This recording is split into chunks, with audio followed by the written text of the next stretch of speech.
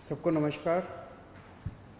कल 20 तारीख है और केंद्र सरकार के दिशा निर्देशों के अनुसार कल से उन क्षेत्रों में जहाँ पे कोरोना का असर कम है या कोरोना नहीं है, वहाँ पे लॉकडाउन के शर्तों में थोड़ी ढील दी जा सकती है।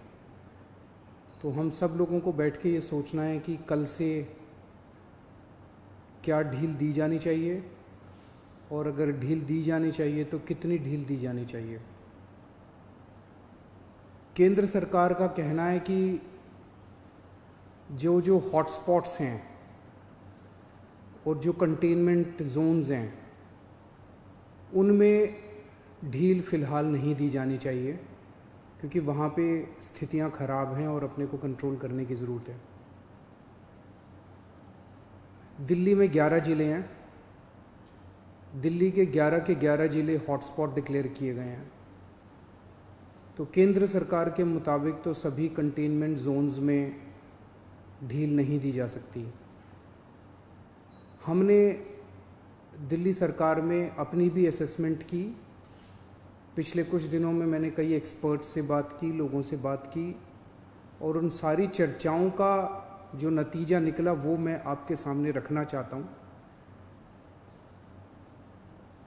पिछले कुछ दिनों से दिल्ली में कोरोना के केसेस में बढ़ोतरी होनी शुरू हुई है। हमने टेस्ट भी ज़्यादा करने चालू किए हैं। पिछले कुछ दिनों में हमने काफ़ी टेस्ट किए हैं दिल्ली के अंदर, और कोरोना के केसेस में बढ़ोतरी भी चालू हुई है। कल हमारे पास 736 केसेस के टेस्ट की रिपोर्ट आई। उन 736 में से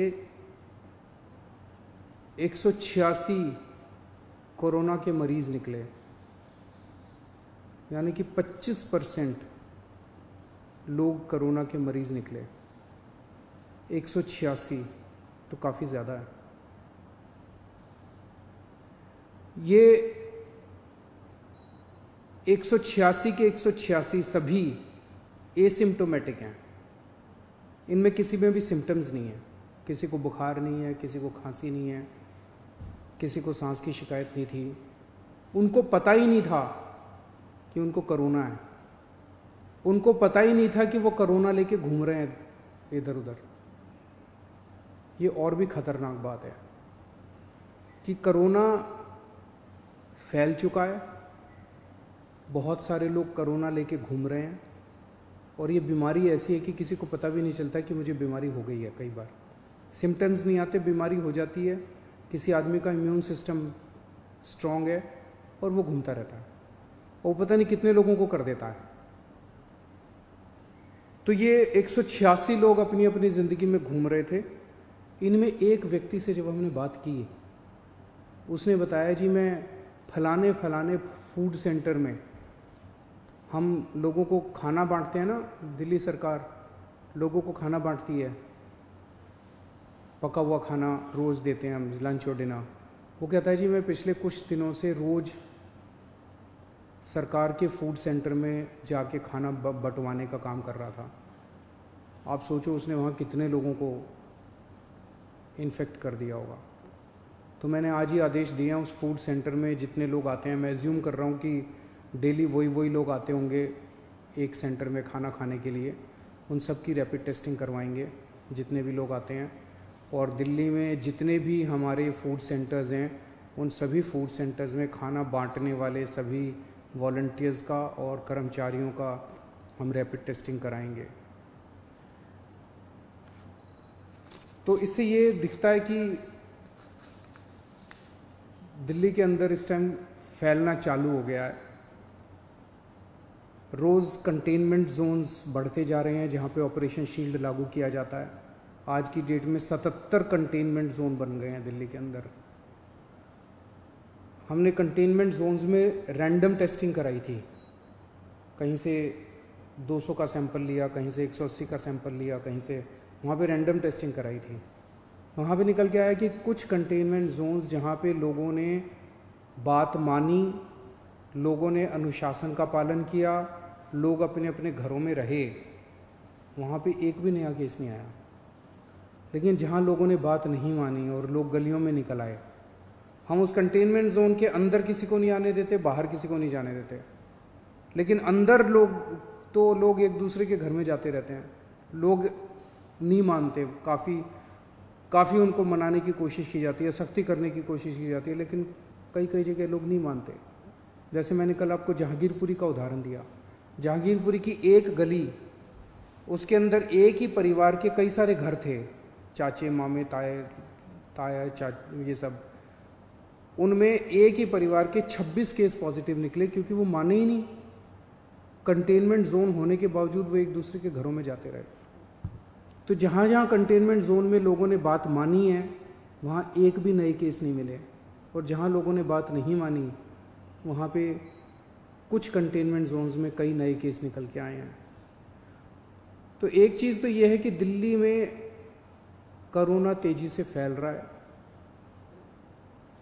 पर अभी स्थिति नियंत्रण के बाहर नहीं है, स्थिति नियंत्रण में है। स्थिति चिंताजनक है, पर घबराने की ज़रूरत नहीं है। अपने को सबको अनुशासन में रह के इसको कंट्रोल करने की ज़रूरत है। आज दिल्ली में टोटल 1893 केस हैं, मोटा 1900 मान लो, 1900 केस हैं। 1900 में से 26 आईसीयू में हैं और 6 वेंटिलेटर पे हैं। लगभग 43 लोगों की मौत हो चुकी है। 26 आईसीयू में, 6 वेंटिलेटर पे हैं।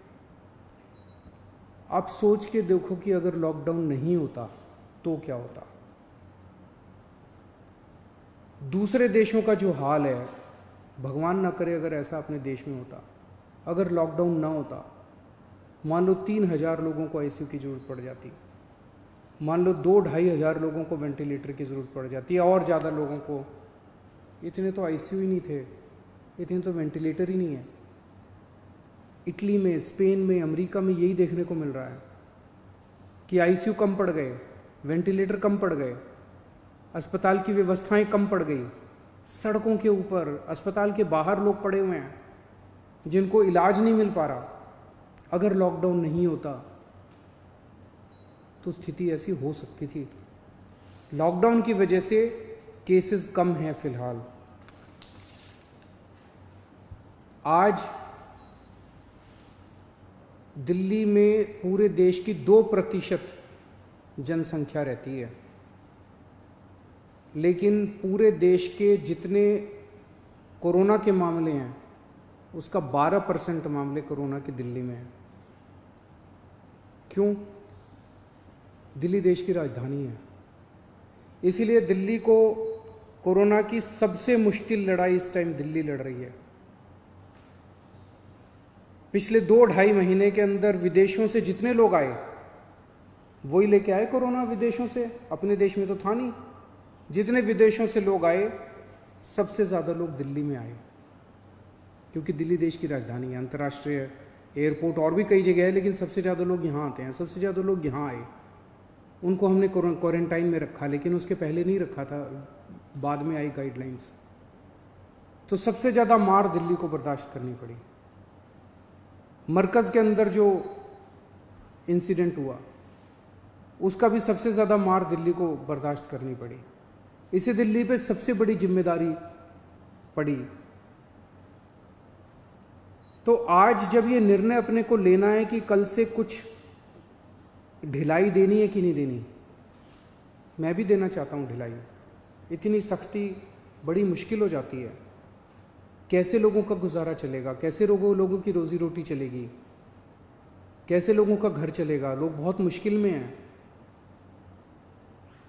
बच्चों के स्कूल बंद है। हम भी ढिलाई देना चाहते हैं, लेकिन ढिलाई देना बड़ा आसान है, और ढिलाई दे दी और स्थिति बहुत खराब हो गई, और उसके बाद अगर आईसीयू कम पड़ गए और अस्पताल के बेड कम पड़ गए और वेंटिलेटर कम पड़ गए और ऑक्सीजन कम पड़ गई और पता नहीं कितनी अगर जानें चली गई, तो हम कभी अपने आप को माफ़ नहीं कर पाएंगे। इसीलिए इन सब चीज़ों को ध्यान में रखते हुए हमें लगता है अभी थोड़ा संयम बरतने की ज़रूरत है। हमने निर्णय लिया है अपने दिल्ली वासियों के ज़िंदगी का ख्याल रखते हुए, सबकी सेहत का ख्याल रखते हुए कि फ़िलहाल लॉकडाउन की शर्तों में कोई ढिलाई नहीं दी जाएगी। एक हफ्ते के बाद फिर से हम सारे एक्सपर्ट्स के साथ बैठ के, सबके साथ बैठ के इस पे दोबारा इसकी असेसमेंट करेंगे और अगर ज़रूरत पड़ी तो उसके बाद ढिलाई दे सकते हैं, लेकिन फ़िलहाल दिल्ली में किसी तरह की कोई ढिलाई नहीं दी जा रही है। नमस्कार।